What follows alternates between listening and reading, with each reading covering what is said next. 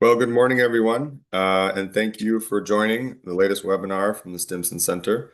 We we're gathering the rest of our speakers here, but we're grateful for you all for joining.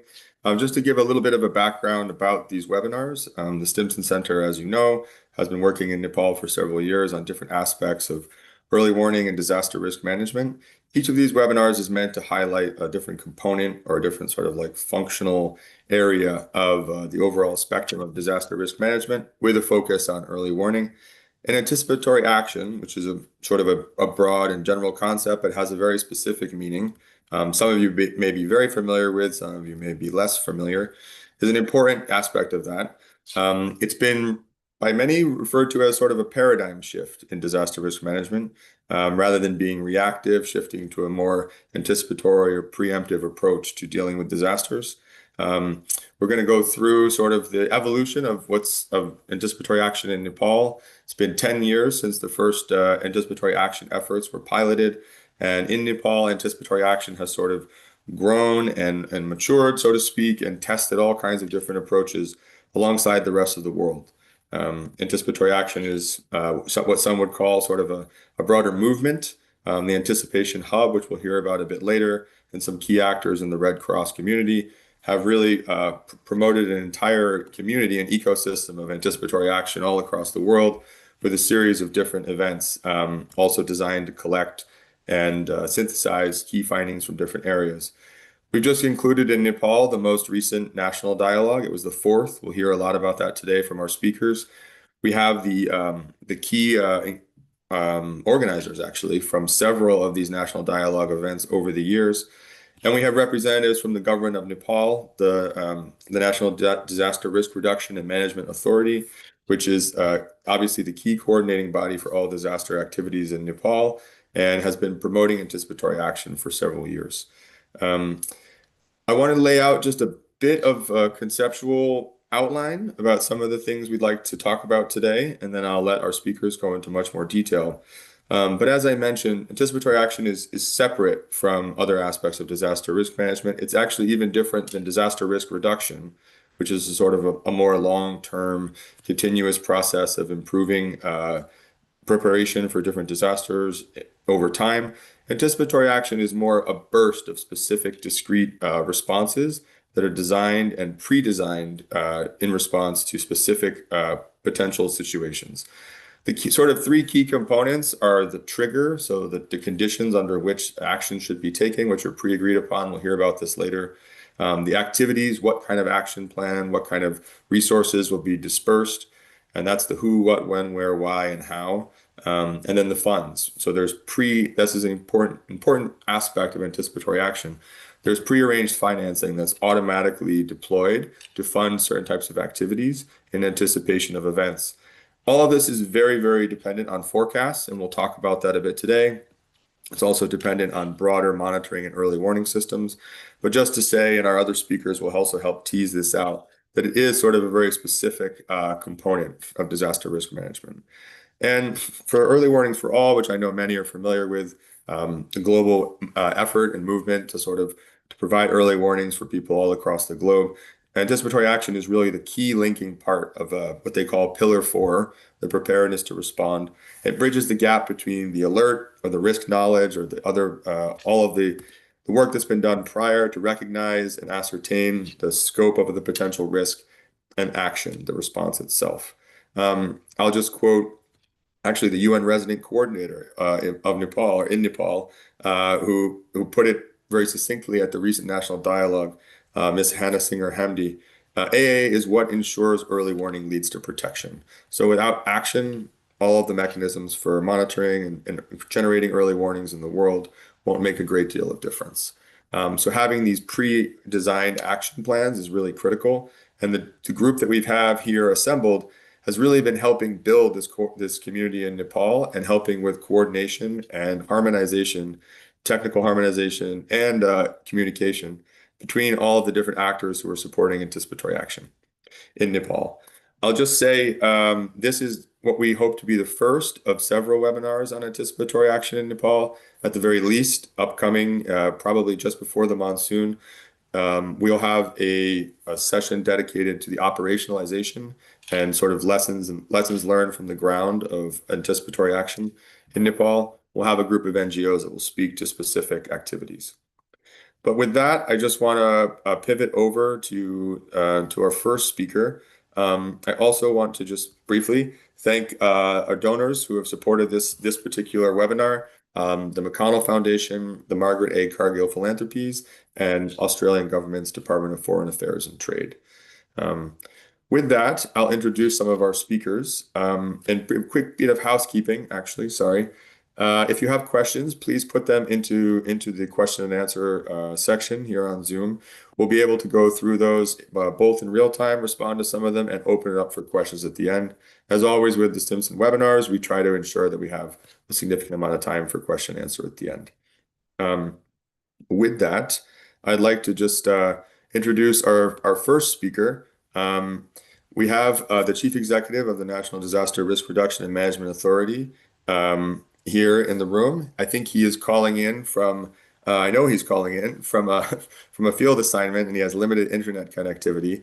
But I'd like to invite him to speak as long as his internet connection remains stable, just to kick things off here. And then I'll introduce the rest of our speakers. But Dinesh, sir, thank you for joining, and over to you briefly. Thank you very much. I'm on the way. There is a little bit international internet connectivity. I appreciate this type of webinars that can increase our knowledge and share our things to other peoples also.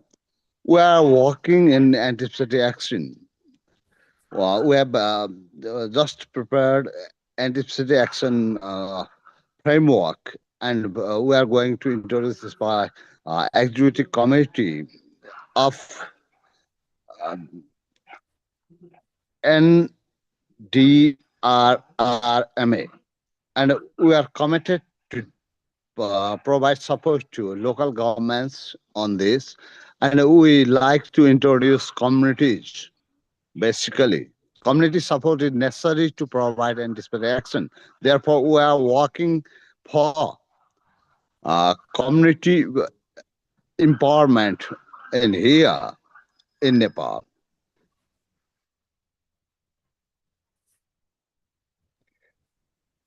Well, thank you, sir. I think that was the exact note that we'd like to start on.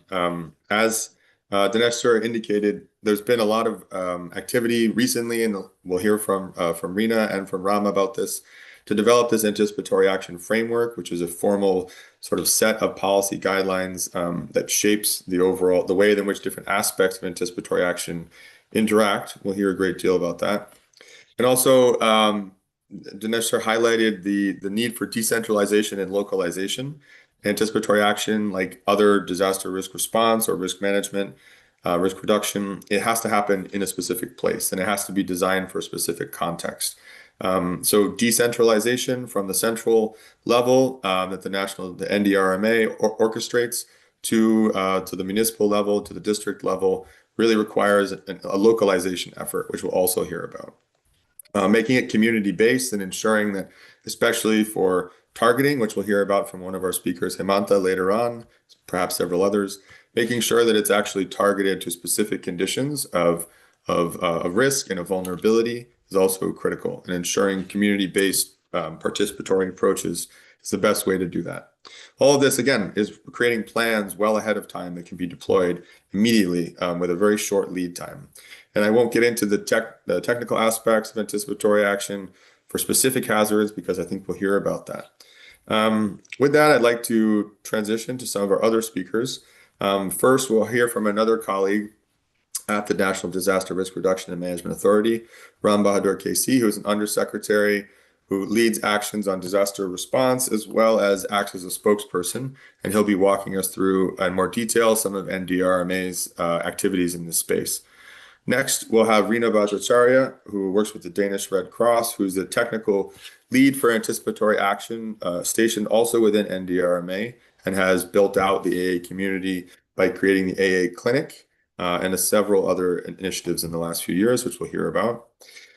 Next, we'll hear from Madhab Upreti, who's worked for the Red Cross, Red Crescent Climate Center for many years, and has really been one of the early proponents of anticipatory action and helped several different events on anticipatory action over the years. So he can really speak to the evolution of this concept and the system in Nepal, as well as situated within the international context that he's a lead for Asia Pacific. So he's seen this deployed in many other countries across Asia. Lastly, but not least, well, not last, we'll hear from Himanta Prasad Dangal from Save the Children, who works on humanitarian response for both Nepal and Bhutan for Save the Children. And he'll talk specifically about shock responsive social protection and some of the work that they've done in that space. And they've been leading some of that work in the AA clinic as well, I believe. And last but not least, my own colleague from the Stimson Center, Jivika Kadka, who usually is a co-moderator, but in this case, the Stimson Center orchestrated a session at the National Dialogue for Anticipatory Action that focused on emergent climate risks from drought to mountain hazards. And Jivika was the moderator and the lead for that activity. She'll share takeaways from that session that we organized, and also some other key findings from the report that the Stimson Center is writing about the National Dialogue, which we're working with NDRMA and the Danish Red Cross to develop at the moment. So look out for that report in the future, but we'll preview some of the key takeaways during this webinar. And everyone here, just to point out, we'll talk about, I think, different aspects of this fourth national dialogue that happened in December, which is a critical turning point in the sort of evolution of anticipatory action in Nepal. With that, I would like to turn it over to Ram sir to begin his presentation. Yes, thank you.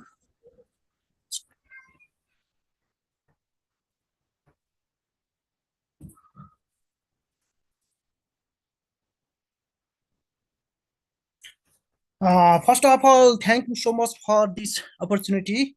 I would like to address questions as fast as possible.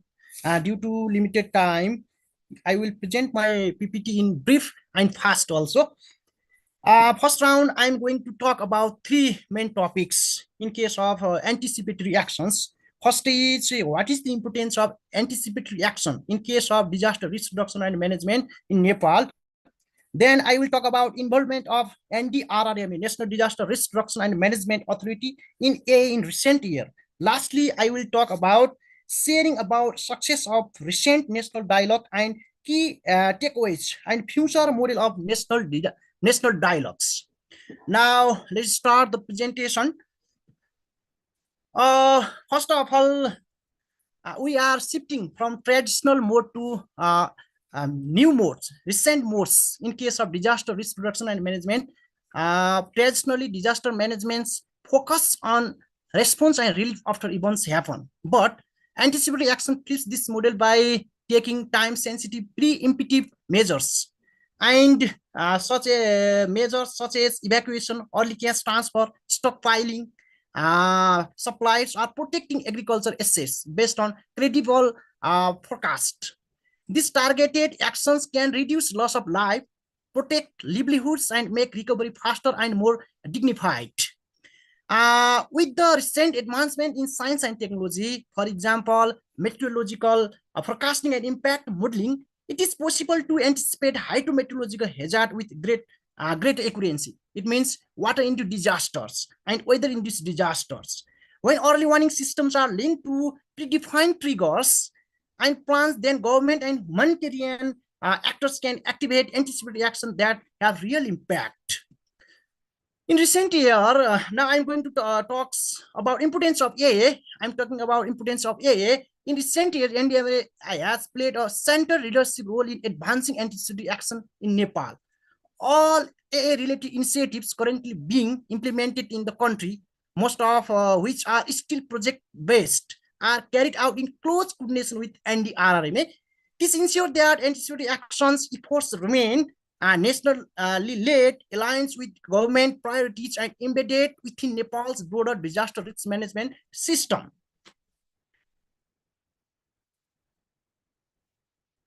Also, NDRMA provides strategic direction and technical guidance also. Where necessary, the authority could design activities together with partners, ensuring that there is no duplication, intervention, or context-specific, technically sound and aligns with national vision and capacities. We have established a clinic also in 2024.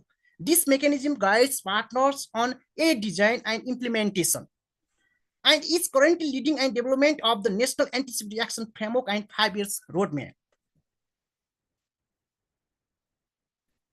Now I'm going to talk about NDRM actions in advance of heavy rainfall on October 2025. We applied in practice. For example, the special bulletin was issued by DHM. According to this forecast, advisory were announced from NDRM and DHM. Coordinating meeting with different stakeholders was held immediately, and then awareness and information was disseminated. For example, coloring back tune broadcasted for heavy rainfall, floods, and landslides. About 6.5 million alert messages were sent to the household and communities at risk. Vehicle movement restricted, monsoon command center activated continuously up to 38 hours. And then monsoon command post continuously monitored, managed, coordinated, and supported the situation. Security forces were mobilized for rescue operation. We worked very quickly in the concept of anticipatory actions. Then response was very good. This is a picture what we did in that situations.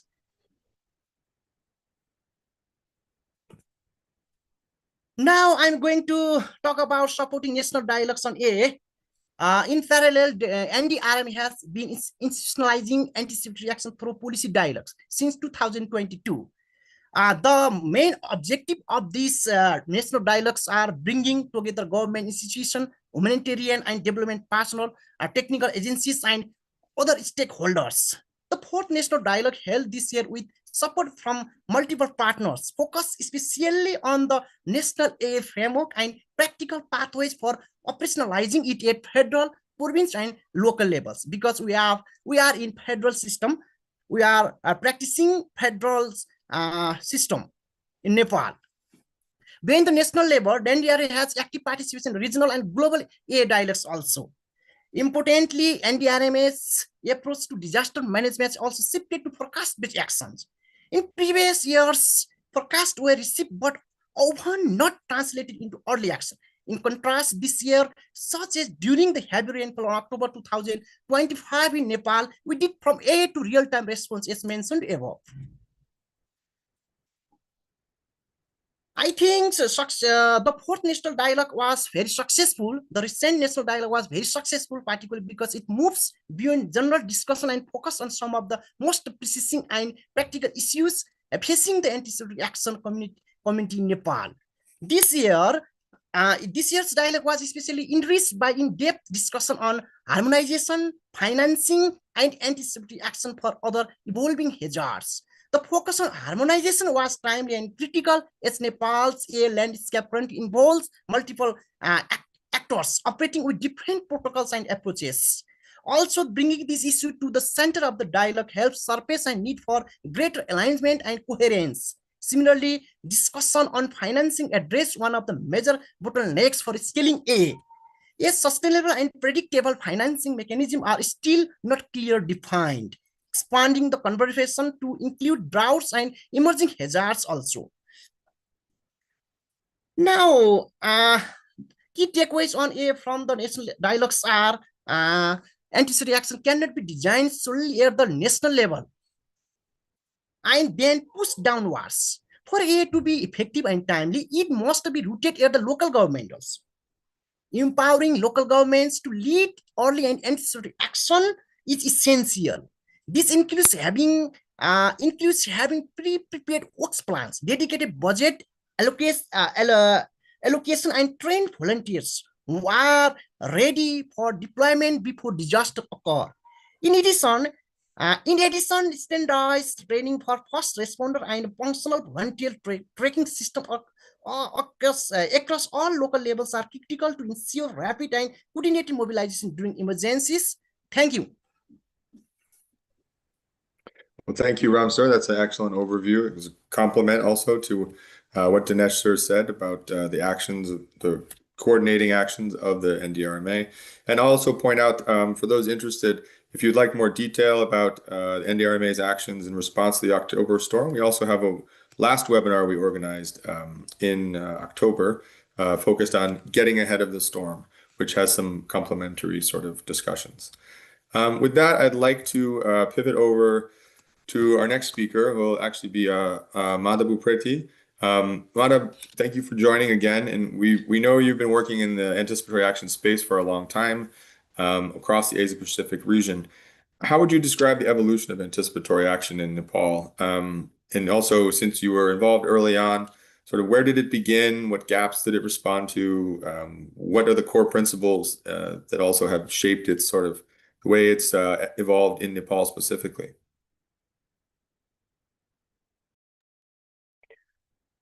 Thank you, Austin, and hi, everyone. Really glad to be here, and thank you for this opportunity. As you reflect this whole the changing, like evolving landscape of AA in Nepal, I think you already brought up a bit on like how we had a bit of decade-long experience on this in Nepal, and a lot of these evolution has to do with how the global discourses on A were shaping.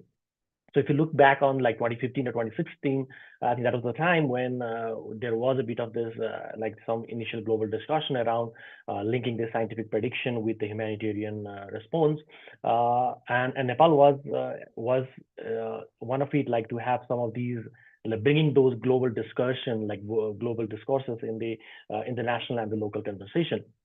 But that time it was mainly like around how we link the forecast with the preparedness, because that time we were not in a position to really come up with a methodology or tools as such that can really help to set up this kind of systems. And we are also not sure like whether we need to have a separate kind of A systems or so, and how it would look like in real practice.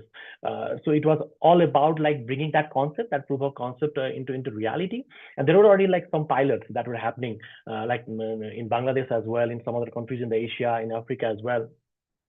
So that's how I think that it came to Nepal back then, and it was that time from the UN. They would like to have that kind of this initial conversation at the national and the local level, and that time it was more about how we like sensitize on this whole concept, and at the same time how we develop some sort of SOPs where we could link some of these forecasts, like available forecast that is currently in the country. And that time it was primarily for floods, because that was the only hazard probably we have some sort of forecast back then. But even I think it was not that more specific or that really localized, but at least we have some sort of forecast, because DHM, Department of Hydrogen Meteorology, were starting to produce some sort of the bulletin or forecast back then. So it was about like how we could link those information into our disaster preparedness and response plan. So that's why at that time, I think back in 2016, 2017, there were quite a bit of the district level consultation that happened to develop these kind of SOPs that could integrate it in those in their kind of disaster preparedness response plan. But while we were doing those things, I think one critical gap we found was like just linking those forecasts with some sort of actions won't be enough to really realize this whole concept. And that was really kind of the gap really felt was when we had this huge flood event back in 2017. I think that was the time when like almost the entire the southern Tarai was very much flooded. And that time we had it was actually the signal of the flood signal was really picked by the DHM and other forecast sources. But we didn't have that kind of system in place which can really deliver some sort of support on the ground back then, because we didn't have any methodology or tools to set up those systems. There was very little knowledge on how the risk analysis would be done to set up the systems, what kind of thresholds, the trigger mechanism is needed, and also the kind of action that can really be done, that can really minimize or reduce the impacts And at the same time, the resources. I think that's a critical part, like how the resource could be pre-arranged or could be mobilized. So those were, I think, were not really in those kind of discussion back then. So that's how I think then there was a shift in terms of really like coming up with like to have some deliberate AA systems, which really looked into all these main elements and that can really make things work on ground. So I think that was a kind of starting steps for us all in Nepal in particularly. But the key momentum, I think, that on the AA was particularly, I would say, after the pandemic or maybe around 2022, where we had this first national dialogue.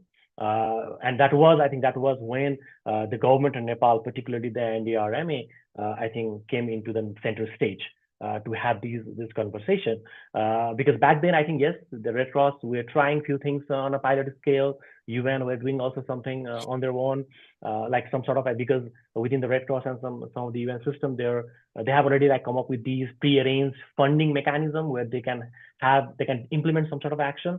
So we're trial and testing those things, but that wasn't really brought in the national conversation or national discussion. That was when the national dialogue was the key, I would say. And because that was the time we were just kind of bringing a lot of partners, a lot of international organizations, a lot of local organizations as well, a lot of government counterparts as well, to really know this concept, how this system works as such.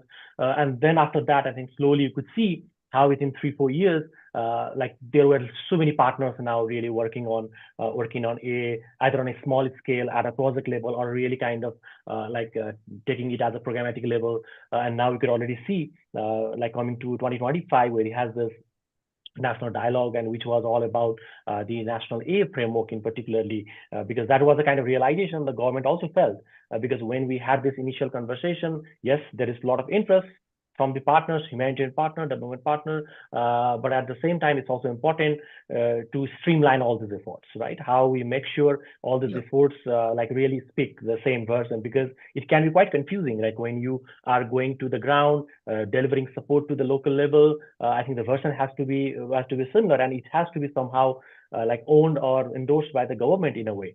So that was how I think now institutionally we could see the huge shift, like more from agency-specific pilots or some like generating some of the learnings as well, to really moving towards like how we mainstream this in our disaster management approach, how we bring those clarity in our legal frameworks that can really help us to take the anticipated action at scale. So in a nutshell, what I can say is that yes, in 10 years, we have seen quite a lot. But yes, the momentum really grew, I think, in the last 4-5 years. And we have really now start to see, things now being more mainstreaming at the institution level, more at the government to being at the center stage.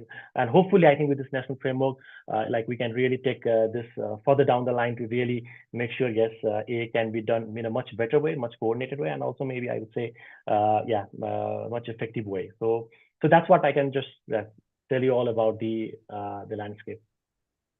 Thank you. Thank you. I just want to prompt you to maybe provide a bit more detail to complement what I said earlier. So could you just take us like to 10,000 feet for a second, and within the sort of broader gamut of early warning for all, how do you see anticipatory action fitting? What kind of specific function and role does it play? I know you're very good at summarizing this very complex topic. Yes. So yeah, like basically when we are talking about early warning for all, I think it's a broader umbrella, I would say, because if you just if you just look at the anticipatory action itself, I think to really have that I think we need to have a system in place, and the early warning system, I think that's a major role we have. We need to have forecasts. We need to have early warning systems. Every element of the early warning systems need to work in tandem to really make sure the AA can be done. So when it comes to the early warning for all roadmap, yes, basically, I think you could see the anticipatory action is being framed as the pillar 4, partly because we are referring more it as an action, and that's where the pillar 4 comes in, because it's more about the preparedness to response, right? And that's where I think anticipated action is also a bridge between the preparedness to response. So we want to really bring the A into that. But if you look at like the whole early warning for all kind of continuum, the whole elements, I think every element has a huge role in having the A, right from the start of the risk knowledge as well, because unless and until we have done that kind of risk analysis or really be able to kind of pinpoint those areas where actually there is the huge, like the key vulnerability where the support need to be delivered, we can't really do the like at the last, right?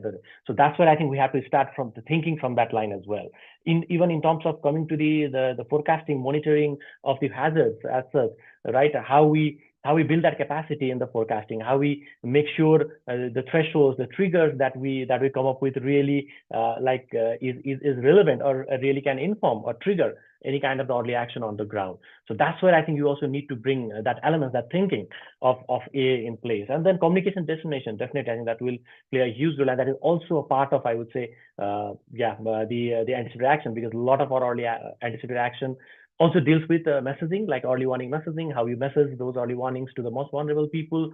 So how you make sure that channel's in place, that's how it is done. So yeah, I think that's how I would say, yes, it's in the pillar 4, basically, you could frame it that way, but definitely for all the pillars, I think every pillars of those on the early warning for all awareness should be able to kind of really inform the anticipatory action. So. Excellent. Thank you for highlighting. Yeah, the critical point there, that it's not just action, it requires a great deal of preparations and risk knowledge. So it does actually touch a number of the other pillars of early warning for all. With that, actually, I want to transition over. Both of our speakers so far have pointed to the national dialogues. I was actually fortunate to attend the second and third national dialogues, not the first, but the second and third. And the growth has been pretty astounding to see how many new players are operating in this space, the level of sophistication, the overall event itself, with so many different angles and dimensions and sessions. And with that, I want to pivot to our next speaker, Reena Bajracharya, who was one of the master of ceremonies for this recent dialogue and has been working with NDRMA on the inside to prepare and build out this both the clinic and other work since the third dialogue up until the recent one. So Reena, with that, over to you. Thank you, Austin. Well, as one of the key organizer of the fourth national dialogue, so I believe this dialogue on anticipatory action, it went very well. So even though there were some challenges caused by the changes in Nepal political situations, this dialogue, it was successfully held for 2 days. It was led by the National Disaster Risk Reduction and Management Authority through Anticipatory Action Clinic, with the ownership from Ministry of Home Affairs and with the support from Anticipatory Action Community of Practice. So in many ways, this year National Dialogue, it was a continuation of the previous one rather than different or complete change. So Nepal has been organizing the National Dialogue on Anticipatory Action every year since 2022, and its dialogue builds on the outcomes of the previous year. So this one is the first National Dialogue which was held on April 2022. Next slide, please. Next slide, please. So yeah, this one is the second dialogue and this one is the third dialogue. So for example, this third year dialogue, it focused more on the need for developing a national framework on anticipatory action. And accordingly, the discussion in this dialogue, it was held in a line that would contribute later to the framework formulation. And based upon the discussion that was held in third national dialogue, the drafting of the framework and its 5-year roadmap began in 2024. And now the final draft is ready and the endorsement is underway. So next slide, please. So based upon taking into the outcomes, so this is the fourth year national dialogue on anticipatory actions with the theme from commitment to action, embedding anticipatory action in Nepal disaster management system. So what made this fourth national dialogue different was its strong focus on anticipatory action implementation. The main discussion in this dialogue, it was more about how to operationalize the national framework, how to put the into the practice at the federal level, at the provincial level, and at the local level. And the key focus of this dialogue was more into the coordinations and the harmonization, especially, since many agencies, they are working on anticipatory actions using different approaches. So this dialogue, it explored how these efforts, it can be better aligned. So with this, this year dialogue, this fourth year national dialogue, it was designed reflecting the current context, needs, and the priorities. It was more interactive than before, with the 2 plenary sessions, 8 thematic sessions, 5 lightning talks, and a marketplace, drawing from the lesson from the global dialogue and the regional dialogue. So this much I want to say about the national dialogues, of this year. Thank you. Thank you, Rina. And could you also tell us, I know you have a few slides on the Anticipatory Action Clinic too. Do you want to talk about that now briefly, since I think we do have some time? I'll right now talk about, rather than the clinic, more about the key takeaways that I have taken from the national dialogue. So the key Please. takeaways, the key takeaways from this dialogue, it was for me was first the importance of the whole of society approach. This was also repeatedly talk during the dialogue as well. So the anticipatory action, it relies on multiple, 3 building blocks, and it can only work effectively if the governments, if the development partners, and if the practitioners, local actors, and the communities, they work together rather than in isolations. And the second takeaways for me from this national dialogue, it was more about, the strengthening of the system. So now anticipatory action is moving, away from being project-based towards a more institutionalized, more government-led approach. So this requires these strong policies, strong capacities, and financing and coordination mechanism. So in particular, local government, there needs to be empowered to lead the anticipatory action at their level. So these are the 2 key takeaways for me from this national dialogue that I'll be taking forward here. Great, thank you. And we'll come back to talking about the AA clinic also, which I just flagged, which is something Rina's been working on very closely over the last year or 2 years. Okay.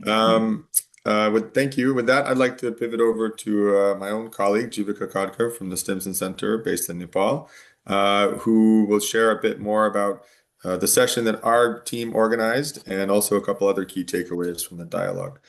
I just want to quickly point out, if you've joined the webinar late, we're taking questions in a running fashion. You type them into the Q&A box as we go, and we'll respond to some of them later, and we'll type back answers as well. Thank you. Thank you, Austin, and hello, everyone.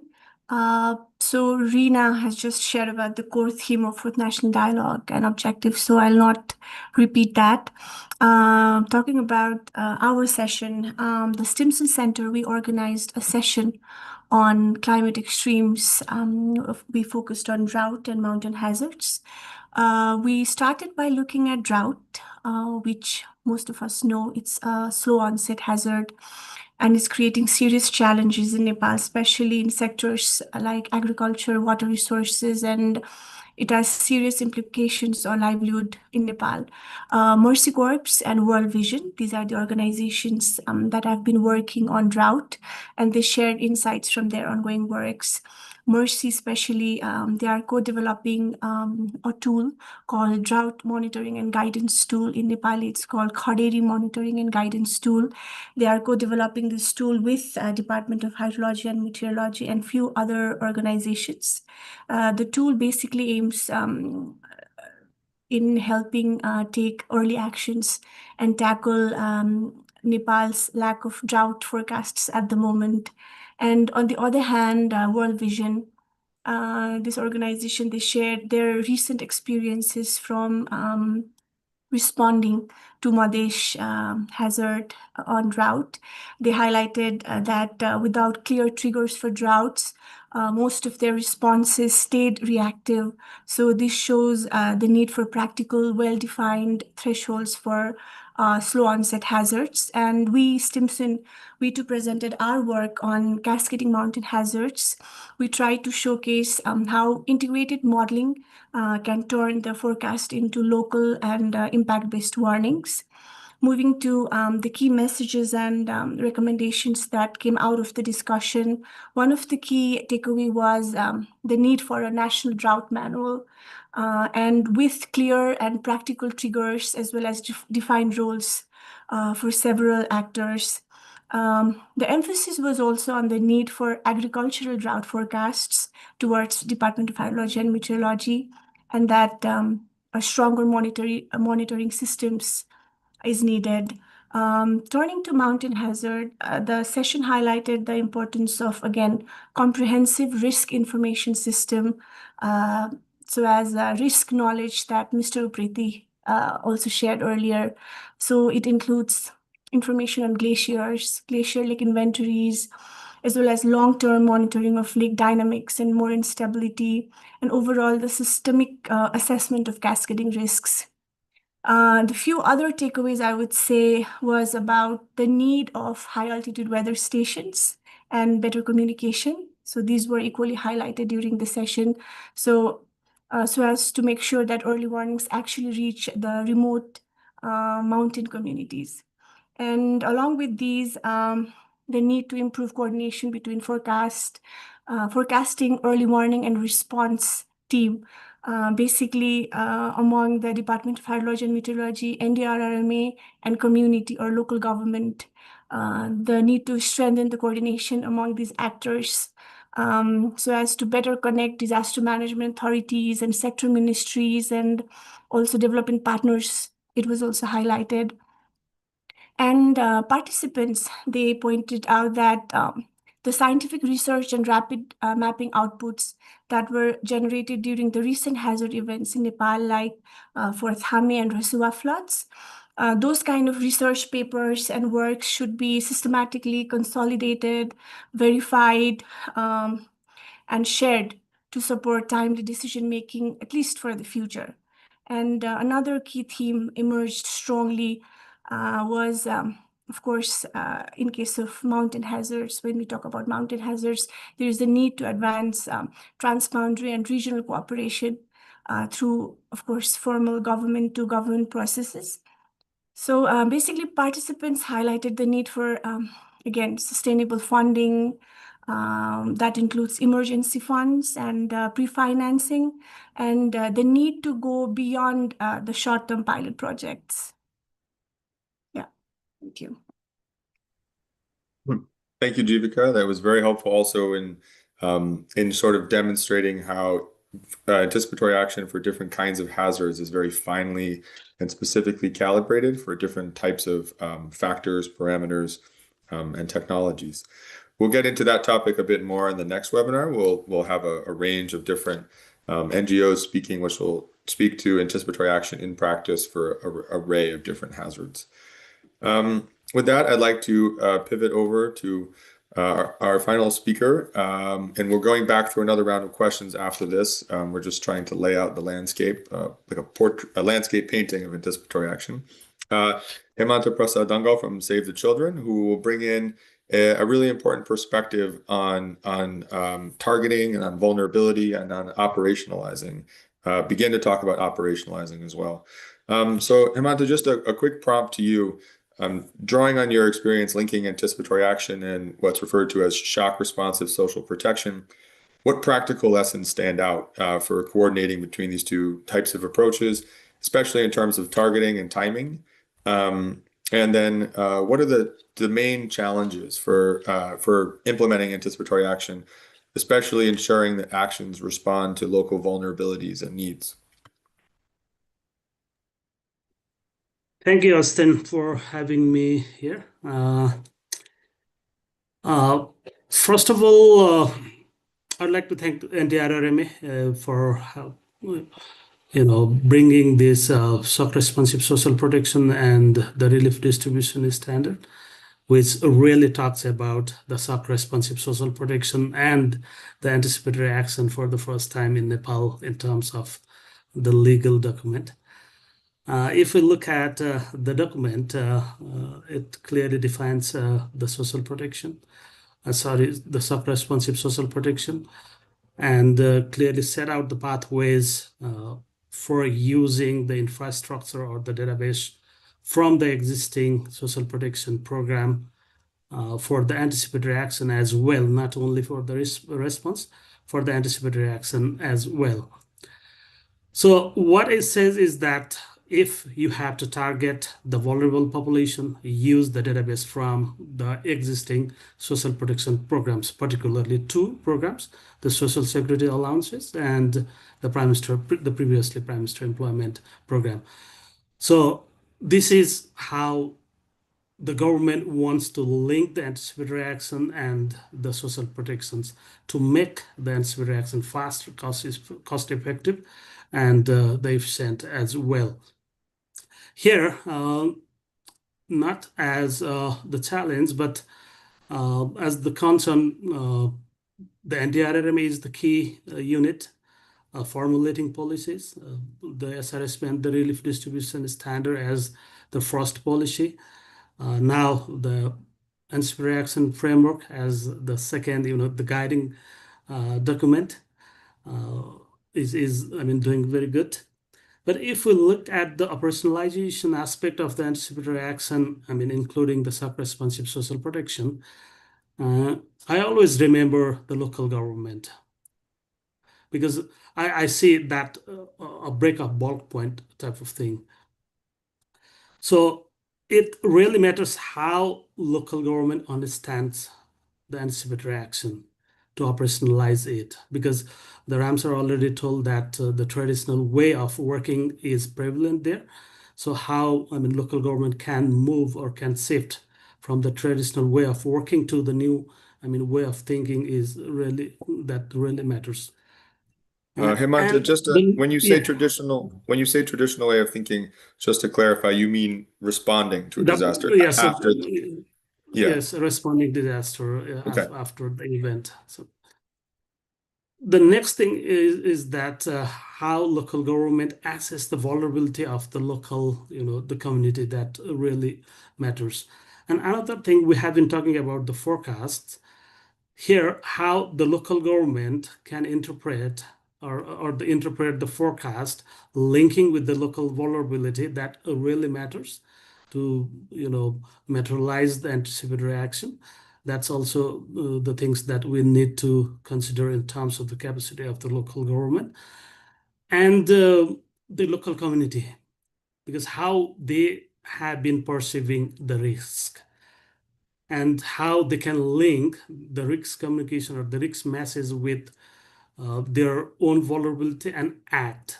So all these things we need to consider to actually, materialize anticipatory action in Nepal, considering the federalization, considering the roles and the responsibilities of the different tiers of the government, Austin.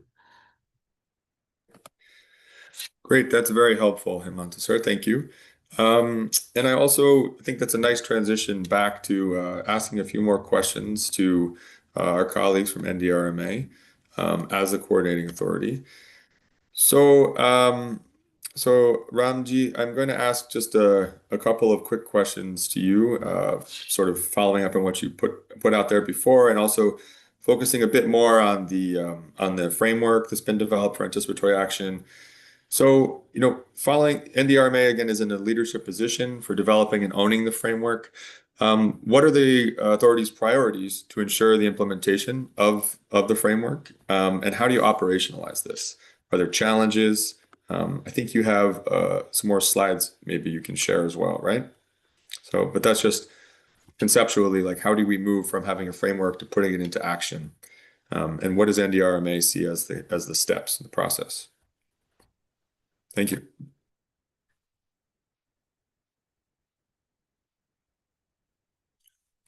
Thank you so much, Justin, for this next opportunity to answer the questions.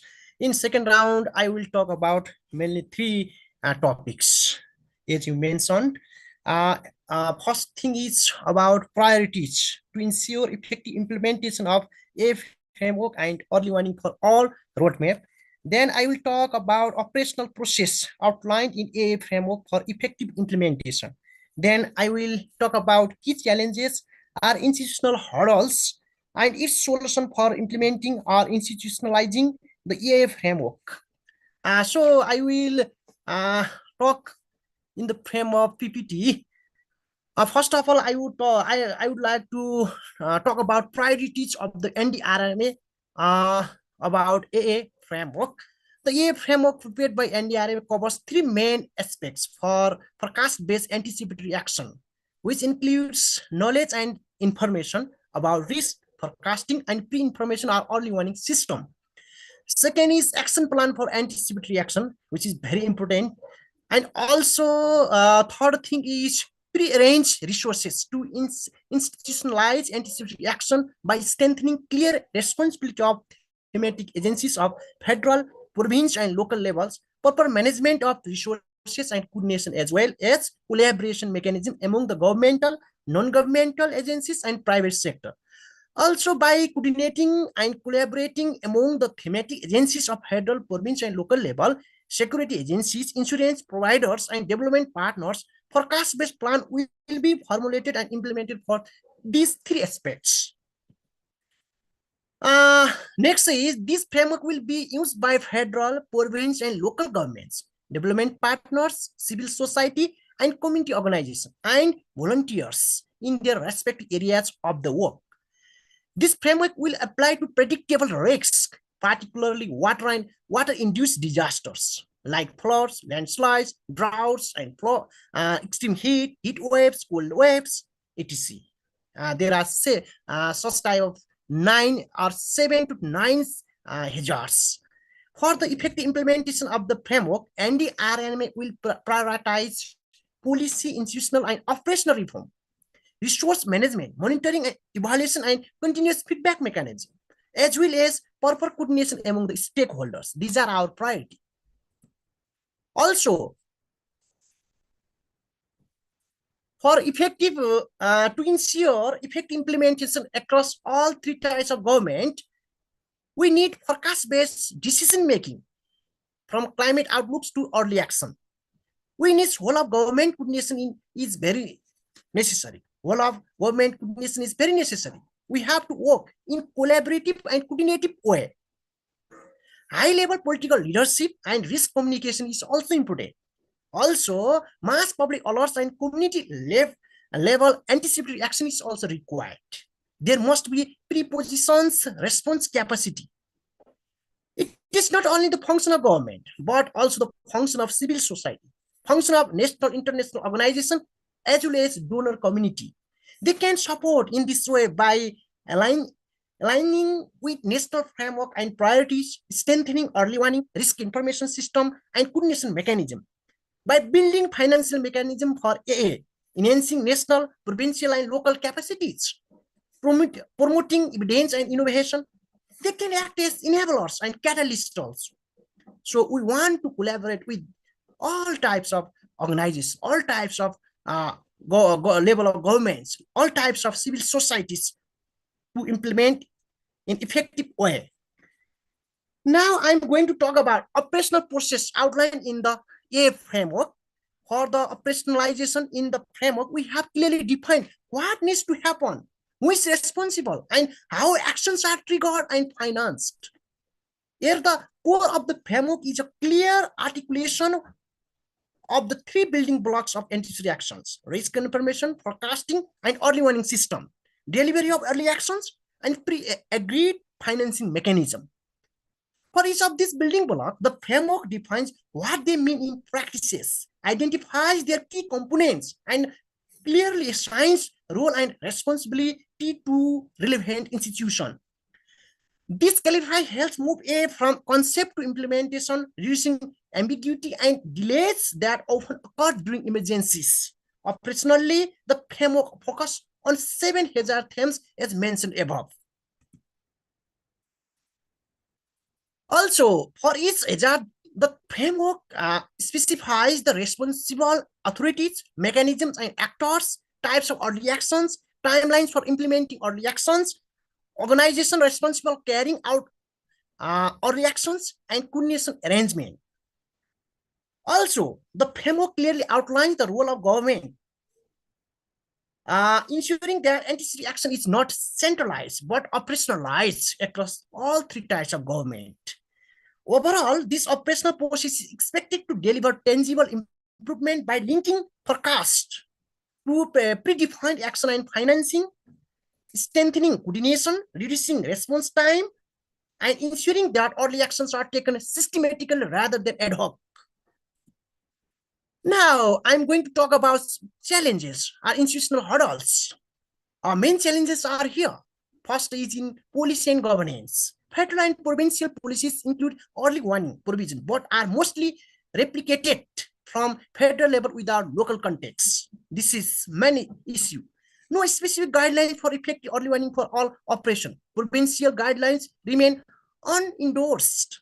Roles, responsibilities are written in the plans, laws, but rarely practiced, leading to weak anticipatory action. Cross-border information sharing lacks formal mechanism. There is also the problem in institutional coordination. Existing coordination bodies are ineffective due to unclear roles, limited capacity, and lack of accountability. Need for coordinated, integrated approach across all three types of government.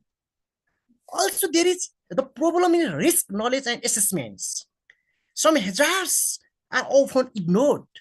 We don't talk about this some hazards like snowfall, forest fire, thunderstorms, etc. Hazard assessment exists, but vulnerability and exposure analysis is weak and rarely considered root causes. Risk information platform exist, but data is not user-friendly, location-specific, or accessible. These are the problem. Also, there is problem in forecasting and messaging also. Forecasts mainly cover rainfall, storms, and floods. There is gap for landslide, gloves, lightning, heat waves, forest fire. Forecasts lack geographic specificity, impact-based advice, and are really in simple local language. Reliance on DHM forecast is increasing, but trust remains low among at-risk population. This is also a problem. Local knowledge is not integrated with scientific forecasting. There is also a problem in communication and outreach. For example, dissemination channels used inconsistently, coverage gaps in remote mountainous areas. People with low literacy, elderly, people with disabilities, and marginalized groups are often excluded. Communities are really involved in designing early warning messages. No regular review of early warning content. Feedback mechanisms are weak. Drill simulation happen, but only occasionally and project-based. Also, there is probably resources, monitoring anticipatory actions. Monitoring focuses on number of alerts, not effectiveness or user understanding. Funding for anticipatory action or after early warning is inadequate. No mechanism to track beneficiaries.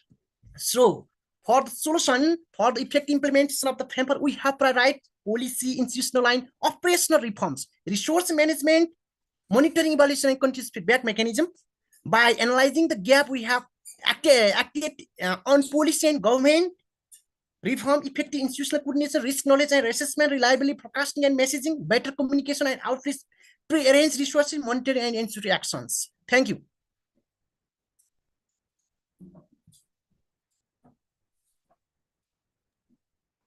Thank you, Ramsar. That's a very effective summary of the path forward from the NDRMA perspective. With that, I want to pivot over talking about the framework as well. I want to pivot over to Rina to come back here and to share a bit more about the activities of the Anticipatory Action Clinic, and then also her experiences working on developing the framework and the roadmap. Rina. Okay. Okay, thank you, Austin, once again.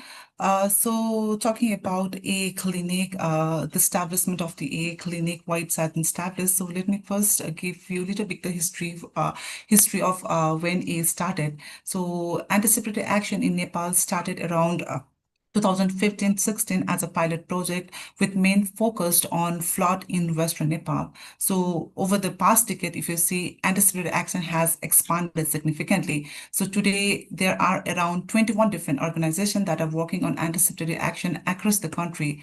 While floods, it remains the most common focus because the flood forecasting in Nepal is relatively advanced and reliable, but anticipatory action has now also expanded to other hazards as well, like landslide, heat wave, cold wave, droughts, dengue, and so on. Next slide, please.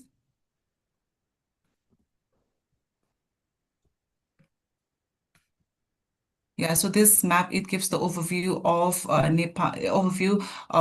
Nepal, where anticipatory action is been implemented by different organizations across the Nepal. So most of the anticipatory action work is more focused in the Tarai belt in the western province, but now in the eastern part also, like few anticipatory action initiative has started. So, as anticipatory action grew, several challenges, it became more visible because, the anticipatory action is still a relatively new approach. So not all organizations had a clear or the shared technical understanding of what anticipatory action really means. So in the absence of the national framework, in the absence of the standard guidelines and agreed protocols, the agency were designing and implementing anticipatory action based upon their own understandings, own operational convenience. So this led to inconsistency in practices. And there were also coordination gap. So in some cases, multiple triggers were being used for same river basin by different actors. In other cases, anticipatory action were just limited to cash distribution only, which created lots of confusion as well as criticisms, particularly to the governments. So overall, there were a lack of clarity on the concept, on the processes. There were no dedicated mechanism to provide technical guidance and to promote alignment across the actors. So to address this gap, the Anticipatory Action Clinic, it was established in October 2024 as a dedicated technical hub.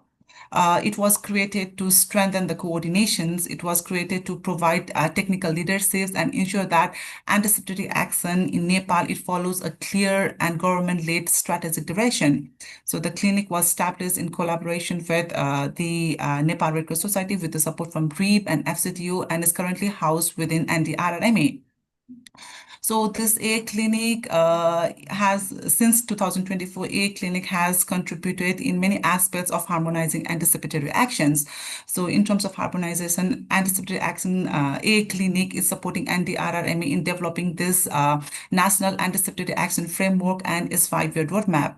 The final draft of anticipatory action is a framework is already ready, which has also already been shared by Ram sir, and its endorsement is underway. So this framework, this A framework, it provides both a legal foundation as well as the operational clarity for mainstreaming anticipatory action within Nepal disaster management system. So it establishes a shared understanding of anticipatory action, its definitions, its principles, its processes, and also promotes the unified approach built around the core building blocks of anticipatory actions.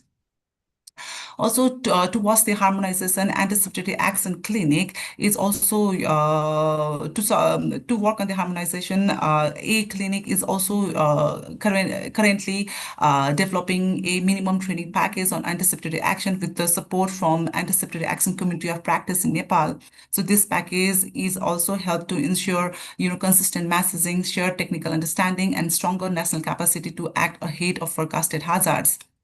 Likewise, this clinic is also supporting, based upon the emerging needs, clinic is supporting NDRRMA to develop the hazard-specific anticipatory action plans, facilitating technical dialogues, and organizing national dialogue focused on practicals and policy-relevant issues.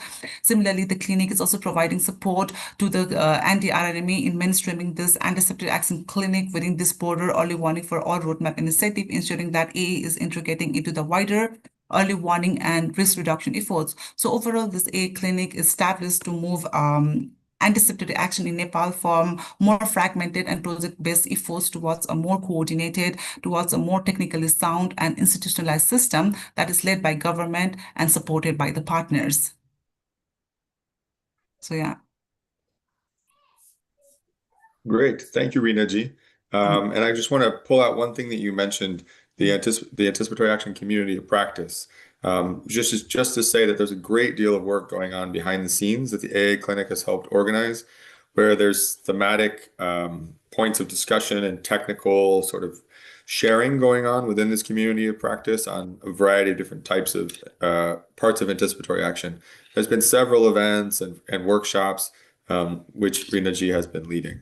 Rina, how many NGOs are part of the community of practice? I think you might have mentioned it was 30 something or.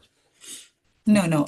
So this community of practice is a loose networks of is a loose networks of anticipatory action actors of the that are in Nepal. So there are currently more than 50 different organizations that are within this community of practice. So they have been since the beginning providing technical support to NDRRME to a clinic in organizing different workshops, in developing the concept of advocating the concept of anticipatory actions, and also to this minimum training package, and the community of practice has been supporting since the very beginning. Yeah. Excellent, thank you. And I know that Himanta Ji, we're going to spin over to you. I know that Himanta, you've been involved in the community of practice as well, particularly around shock responsive social protection and vulnerability. You mentioned localization, and so have several other speakers, the critical need for building skills on the ground at the local level and helping out with targeting, the phrase that's used, which is just to identify the specific beneficiaries who are most who are most vulnerable and perhaps have the greatest needs prior to the event. Could you take us into a bit of detail just on the process of targeting or assessing these type of building a shock responsive social protection framework into pre-planned AA action? Thank you, Austin. The first is that, again, remembering the provision of this SRSP and relief distribution standard, it clearly says that if you have to target in anticipation or for the response, think about the database of the social or the beneficiaries of the social security allowances, considering them as the demographic vulnerable population. That really helps us to identify the most vulnerable population in the community quickly and without spending much time and money as well. That's why that is a great entry point that the NDRRM has introduced with the guide standard, that I would say. While we talk about the anticipatory action, we often link with the money. Yes, for the money, the standard clearly says that if you have to disperse the money to the affected population or the at-risk population, use the bank account of existing bank account of those social security allowances beneficiaries, so that they are not required to reopen the bank account, and they also don't have to spend money and time to reopen. That's the thing. So in our discussion, we often talk not to only link the anticipatory action to the cash disbursement or the cash flow. For example, the early warning is the key for the anticipatory action. If we have to send the message tailored to some specific group of population, for example, the persons with disability, then the social security allowances database has the very good database of those populations that can be immediately used to specifically send the messages to them. So it's from the inclusion point of view also, we can immediately reach these people. That's one. And not only to the flood, for example, in the cases of the cold wave, who are most affected, because the impact always drives us to figure out the set of response options or the set of actions. If we talk about the anticipatory action, then who are most affected are those vulnerable populations, and who are they? That means they are also included in the social protection database. So in this way, we can directly link the impact of any, the hazard to the specific group of population and can use the existing, database from the social security. In this way, we have been, trying to use particularly the database, the bank account, in terms of targeting them in a couple of hazards, like in the cold wave, in the Baque, the flood, while transferring cash to the Karnali, basin in 2022 floods. So there have been a couple of examples that we can find in internet also. But while talking about these all responsive social protection possibility in Nepal, there are a couple of issues. If time allows, then I can tell a couple of points. The readiness of the Social Security allowance is still limited, particularly for the cash transfer, as most of the payment method is in most of the cases the payment method is check, where the people need to come to the bank and collect money by themselves. So introducing the multiple payment options is really critical. That's one. These social security database are the individual based. So if we have to target the family, then the local government need to work a bit to screen those database or to filter the database. So these are the things that we have been discussing together with NDRMA, so that we see the benefit of better linking the anticipatory action or the response with the existing the social security program, so that helps us to make either the anticipatory action or the response faster, cost efficient, and effective in terms of targeting the most vulnerable. Thank you, Austin. Thank you, Hemanta. There's several great points, and thank you for going into detail about the mechanisms for actually dispersing, making use of existing systems and the social welfare accounts, making use of existing databases, and harmonizing across those different sources is a great point. I want to ask a question to Madhav as well. You've seen different contexts across, you've seen this anticipatory action efforts in a variety of modes across different contexts. Hemanta has just spelled out some of the details about specifically cash transfers or disbursements as well, but there's a variety of other types of anticipatory action beyond cash. Madhav, could you speak about that briefly in the Nepal context and connecting to others? Yes, thank you, Austin. So yes, I think definitely there could be a range of different actions apart from cash. Obviously, I think cash has been one of the dominant anticipatory action, not only in Nepal, but across, I think, globally also in a lot of other countries. Partly because I think the kind of flexibility it basically gives to the potential beneficiary. But yeah, I think as I already mentioned, another dominant early action is about the early warning messaging. I think that you will see very often in every of the early action protocol plans that any organization or the government has. Yes, there are also like the actions relating to, definitely evacuation part of the, also providing support for the evacuation in particularly, because in some of the different contexts where you could see flooding, basically inundation for several days. So basically it's important to provide those evacuation support to the people. I think a lot of these we could see in Bangladesh as well. And then also relating like if you are anticipating some sort of the health related impacts, particularly from the wash, then there are also the actions where you distribute some of these the water purification methods or the chlorines or tablets to the potential the houses, so that they are able to kind of make sure they have the drinking water in place in those flooding context, right?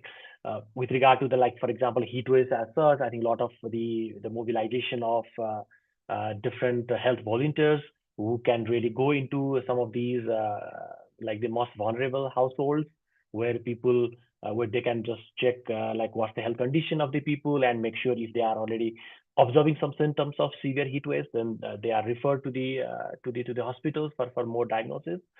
So those are also something we have seen in some of the cases where you are anticipating some impacts on your livelihoods, for example. Then you could already see, like for example, in livestock as such, like we have seen in one of the country in Mongolia, where there is a severe kind of the drought and the cold wave, where there's a huge impact on the livelihood, and basically they basically provide these fodders and a lot of these veterinary kits to the livestock. So from that also, like when you anticipate those kind of the extreme winter, you provide those supports so that those livestock could be safe. So I think you could see a range of, so it's all about basically what impacts you are anticipating in particularly, and what kind of action can really reduce those impacts. That's all the fundamental, like the concept of AA. So yeah, in most cases, I think the CAS comes in because CAS provides that kind of flexibility, like to really kind of address a lot of these different impacts so that people have these resources in place so that they can either make themselves prepare for the evacuation, or they can like help in their livelihood, right? All those things. So that's why CAS comes as a dominant.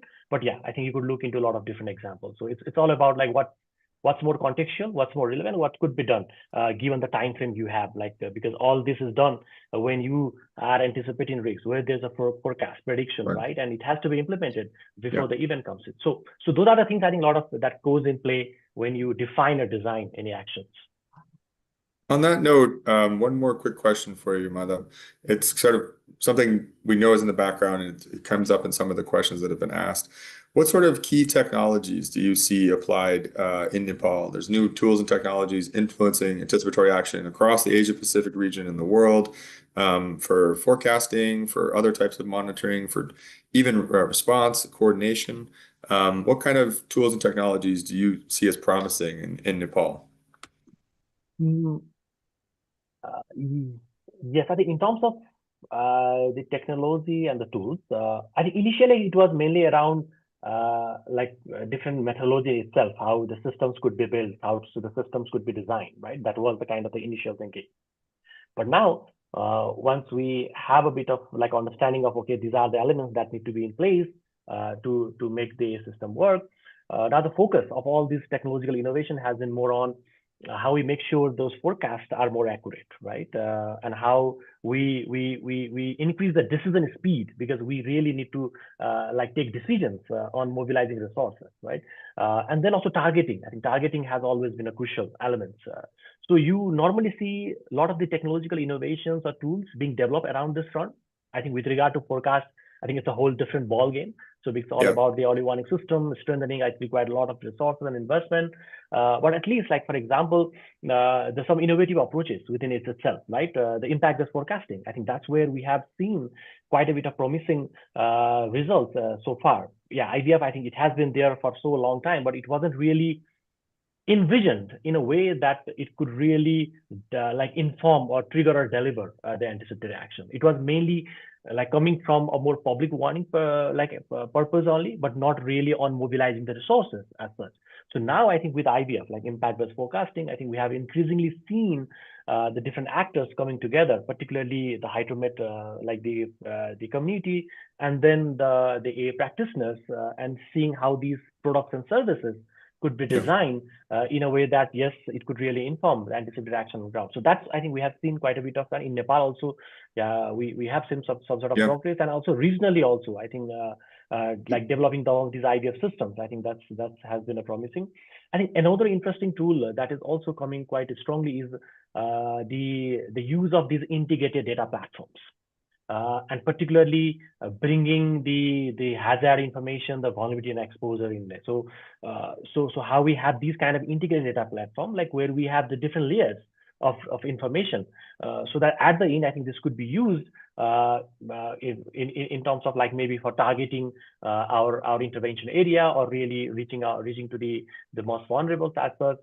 So we have seen that, and we can, like, the clear example is obviously the Bipat portal. Obviously, there is a lot more to do within the Bipat portal, but that already gives quite a bit of the entry point for us. Like, okay, how we bring a lot of this information, how we make sure we make this interoperable system so that these layers speak to each other, and that can really make some output that has some sense in delivering or informing the anticipatory action. So that, I would say, is another also, I think, is strongly coming up. And another aspect, and maybe I think Hemant sir also highlighted, I think, is we'll have to come back. Yes. Sorry, we'll have to come back to that one just because we're running a bit short on time, but thank you. And I think I want to actually have you give a few remarks on the integration of the national and the regional and the global dialogues, but I do want to make sure we get a few more questions from the audience first. And just to all participants, we started a bit late, and then with Dinesh sir calling in remotely, we lost a bit of time, so we'll go a couple of minutes over. Apologies for that today. Jivika, I want to pivot over to you. First, Madhav mentioned impact-based forecasting, how it itself is evolving in Nepal, how it's improving. The Stimson Center, I know, but I wanted to share with everyone. We've been working to support DHM on impact-based forecasting in the last year, and Jivika and I have been working on that. We hosted an IBF Partners Workshop actually last year to help with coordination, similar to this what we're talking about for anticipatory action. That's also needed to support impact-based forecasting, which is a critical component. It's a really interesting point you made, Madhav, about how because as that evolves in Nepal, it's allowing new kinds of anticipatory action, which perhaps were not initially expected. And we'll have more conversations on that, also on technologies in the next webinar, perhaps. With that, Jivika, I want to pivot back to you. There's a couple more key takeaways from the national dialogue. So I think we could talk about the national dialogue again briefly for a second, and then zoom back out to sort of anticipatory action, Nepal, and the broader global context of these regional and global dialogues. We'll take some more questions from the audience too, so please keep them coming. Glad to see we still have almost 100 participants, even on what's a snow day here in the United States. Thank you. So I will be talking about IVF, our key messages, and as well as try to share the reflections on the overall fourth national dialogue on anticipatory action, if that's okay. So I'll start with the national dialogue key insights. So I think the common message was that anticipatory action must move beyond policy commitments and actually become a routine practice that most of the speakers today we have highlighted. And the participants, they really stressed on one thing, that technology alone is not enough. These reflections actually came from the community and the local government representatives, that effective early action, they depend on the local engagement planning that reflects local realities and clear institutional roles. And overall, the national dialogue clearly showed that Nepal has already agreed on why anticipatory action matters. Now, the real challenge is how to make it work on the ground. So the need to put the policy into action was highlighted. And the several speakers highlighted the core priorities, like the need for predictable and flexible financing. There is a need for stronger data coordination, localization of anticipatory action. So these have been repeatedly shared in today's webinar. At the same time, we heard very practical concerns about implementation challenges, such as failed triggers and extremely short lead times available to do anticipatory action. There's the issue of delayed financing, and there still is gaps in data availability. So these were flagged as major barriers.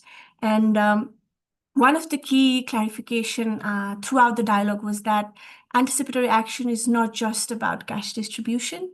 So basically, I think Ram sir has also talked about it in his presentation. The national framework defines several activities under several categories, and under that, cash is just one of the options among many anticipatory actions that can be taken. And the importance of community-centered early action, as we talked about, it's really important. The community must be moved from being passive beneficiaries to active participants in anticipatory action. And this actually not only helps in long-term resilience, building long-term resilience of the community, but also it boosts the dignity and confidence of the community. It was shared by one of the panelists there.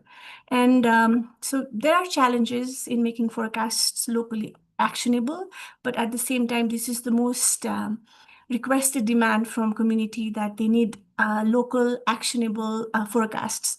So municipalities at the same time, they need localized forecasts to plan evacuations and preparedness. So there is the effort needed to reach at-risk communities with these kind of localized forecasts.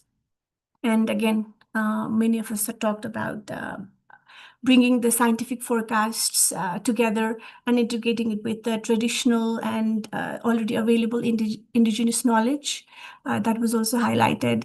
So coming to the second part of the question about the IBF and the key reflections that we had based on our evaluation. So over the past 5 years, impact-based forecasting has actually played very important role in strengthening anticipatory action in Nepal, directly or indirectly, because basically IBF is about shifting the focus from what the weather will be and to what the weather can do. And such information exactly helps to plan anticipatory action. So based on Stimson's evaluation, we have found that it has directly supported anticipatory action in several ways. First, through the IBF bulletins that have helped local governments take early decisions, especially preparing evacuation plans and protecting their critical infrastructures and such. And we could see that very clearly during the 2024 monsoon for the western part of Nepal in Dodara Chandni cloudburst event, as well as during the widespread September rainfall that we had recently, last year. And secondly, IBF has actually strengthened coordination and communication, because for impact-based forecast information transfer, we have been using platforms like Viber and WhatsApp groups. So this has created and allowed the two-way dialogue between Department of Hydrology and Meteorology, the municipality, NGOs, and communities. So, the third, especially because of the involvement of NGOs like People in Need and IHRR, and maybe there are many more who have been working in IBF and anticipatory action now. They have been supporting on data collection, community engagement, and early action planning. So it has allowed IBF to actually translate the action on the ground. So our evaluation, the report that we have submitted to DHM also reflected similar things. But one thing I like to highlight at the end, that IBF is highly valued, but not evenly implemented throughout the pilot municipalities.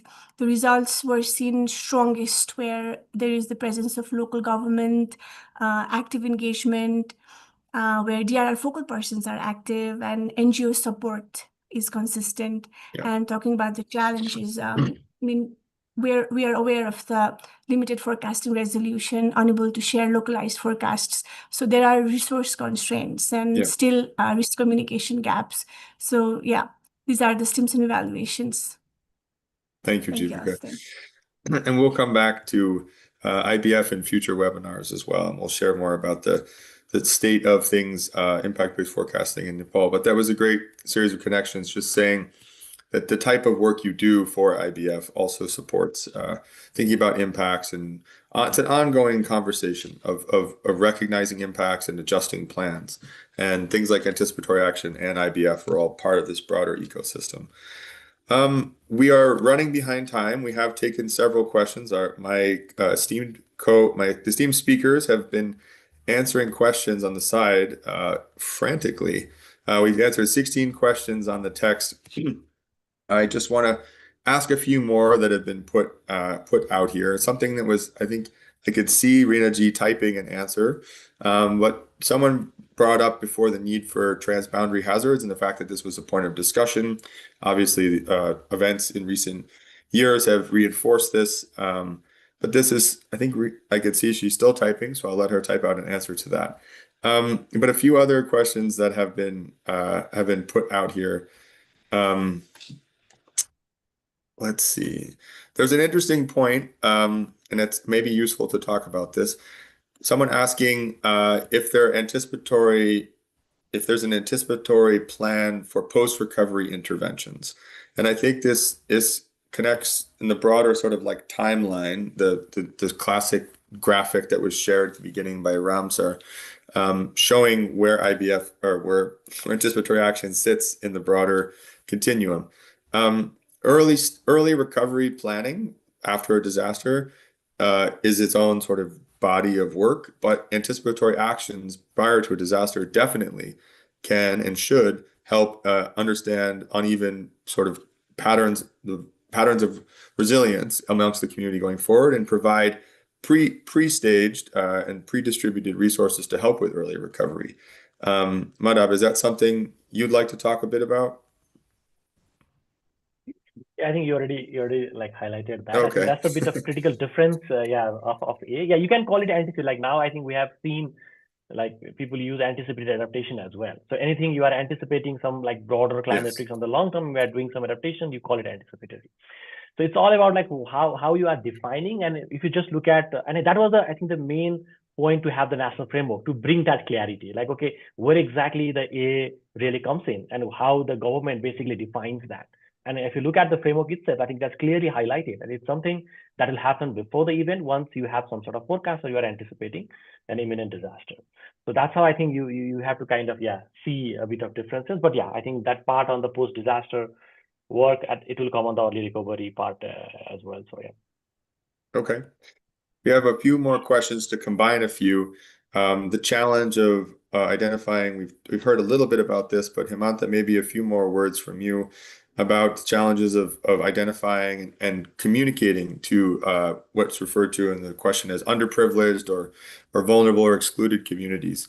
Risk communication is the main factor, in addition to having the plan, right, is making people aware of the plan, making people aware that there are resources available that can be pre-distributed.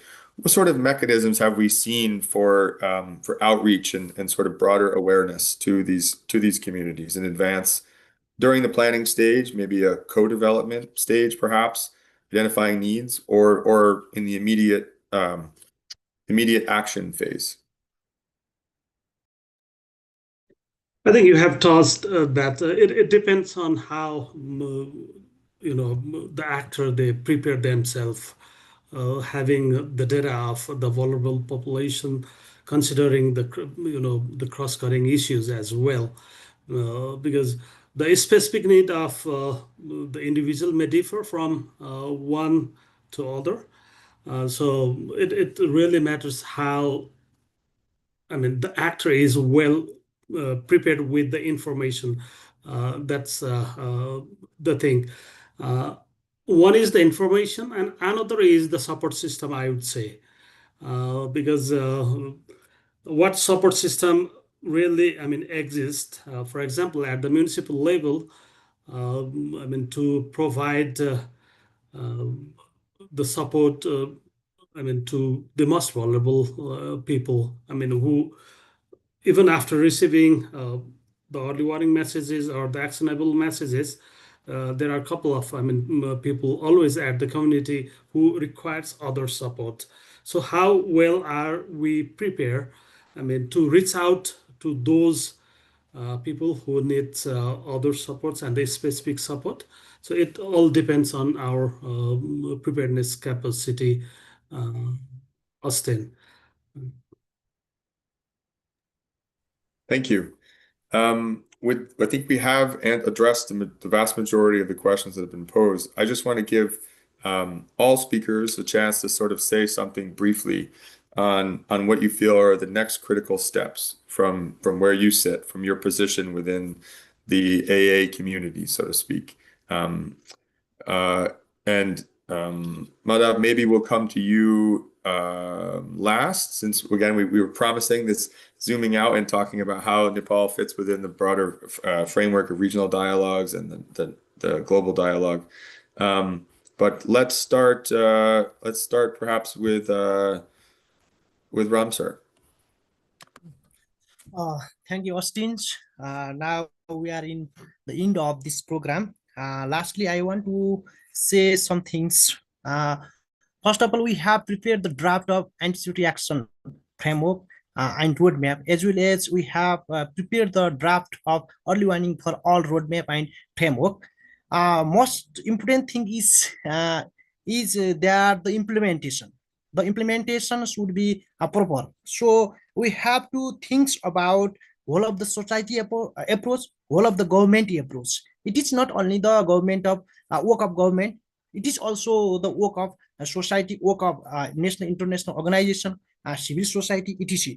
So we have to think about wearing where to prepare to empower the society. We have to think about building a trained, equipped, and connected task force. We have to think about wearing the people understanding to increase in the understand level, to increase acceptance level, and we have to change the behavior of the people to defend the disaster.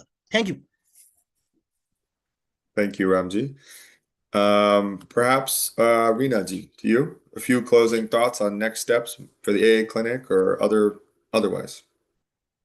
So as now we are moving towards the path of institutionalizations, so the few next steps or the key critical areas that I feel that should be focused now are first, the harmonizations. So at present, different agencies, they are using their own protocols and different triggers to activate early actions. So this kind of is creating inconsistency and confusion, especially when, multiple actors, they are working in the same locations or on the same hazards. So I feel now there is a need for the harmonized trigger, need to develop a more rationalized early actions that work across all the actors. So developing such guidance now, more focusing on the triggers, early action. It helps to kind of bring the alignment that would greatly support coordinated implementations. And second, I feel there is also now need to expand now once with this kind of framework, it provides the guiding documents for operationalizing the AA, but along with this framework, there is also the need to expand more towards hazard specific planning for anticipatory actions. So this national framework, it covers 7 different hazards. The first one, heavy rainfall and the associated hazards such as floods and landslide. It talks about the cold waves, heat waves, drought, fires and the forest fires, epidemics and air pollutions. And at the moment, currently, the national AA plan, especially for heat waves, is currently under development. So this plan of action for heat wave is also been led. The development is also been led by NDRRMA, and this talks about sector-specific early actions. It talks about the trigger development for heat waves. So I feel similar kind of the plans are also needed for other priority hazards for AA, as mentioned in AA framework. So developing such hazard-specific plan would also further provide the practical tools for mainstreaming anticipatory action across different sectors and different levels of government. Yes, thank you. Excellent. Thank you, Rina ji. Hemanta ji, over to you.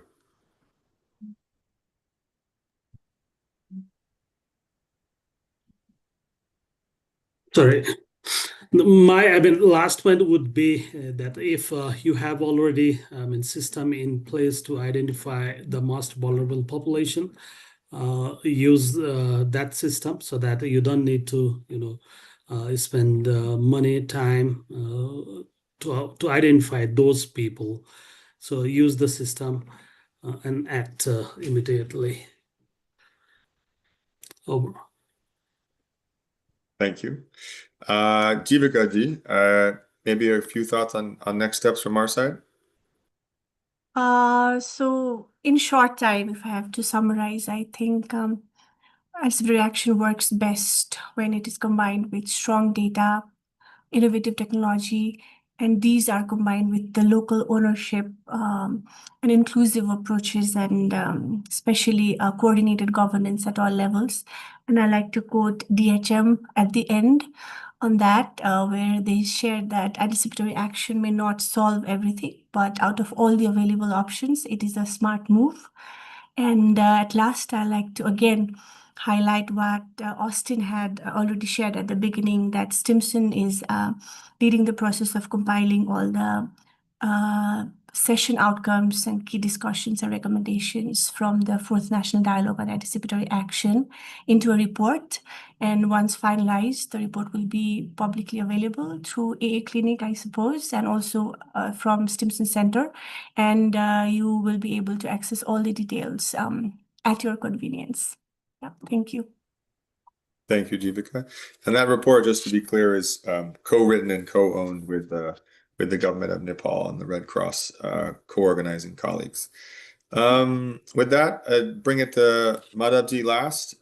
We maybe zoom out a bit and think about next steps at a broader scale.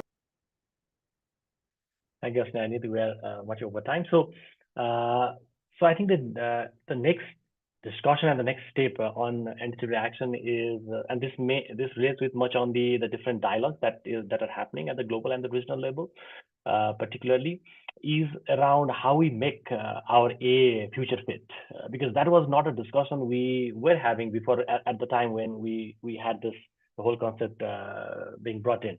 Because a lot of the fundamentals of A is based on like what we had been observing in the past, like the historical risk. But yes, as climate change, things are changing, hazard patterns are changing, the vulnerability are changing. So they may not hold true, like to really like looking at the past, we can't really predict the future. So this is the kind of discussion now we are seeing at the global level, like how we make our A system future fit. And there is now a process going on to unpack this a bit. And we at the Climate Center as well, we are coming up with this flagship report at the global level that unpacks this whole dimension on how we make this A future fit or make it relevant in this changing context as such. And probably I think, yeah, that will also be a part of discussion somewhere down the line at the regional and the national level as well. Because as we go on kind of implementing a lot of these and really like tackling all these different uncertainties, I think yes, this kind of questions will be coming again and again to us and see whether we are really doing it better or not, or really addressing the future. Right? So with that, I'll just stop here. I think we are over time. So yeah, thank you. No, thank you, Mano. That's the perfect note to end on.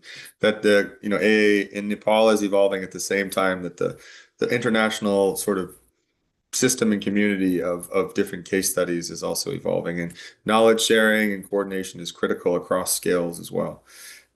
We hope that this webinar has been useful for that purpose. It's intended to be both sort of for a Nepal-based audience and for an international audience to understand Nepal as a really important and fascinating case of where anticipatory action is evolving quickly.